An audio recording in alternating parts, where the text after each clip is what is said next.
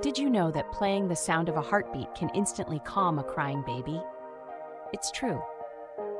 This simple trick mimics the soothing, rhythmic sounds that babies hear in the womb, creating a familiar and comforting environment for your little one.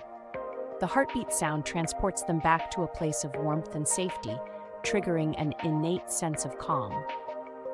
Imagine your baby nestled in the womb, surrounded by the constant, reassuring thump of your heartbeat. This rhythmic sound is one of the very first sensations they experience, and it's deeply embedded in their memory. By playing a recording of a heartbeat, you can recreate this comforting atmosphere, helping your baby feel secure and relaxed.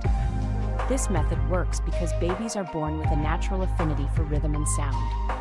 The steady beat of a heart is a universal lullaby, one that transcends language and culture. It's a gentle reminder of the connection between mother and child, forged during those 9 months of pregnancy. As they listen, babies are often lulled into a peaceful state, their cries subsiding as they reconnect with this primal comfort.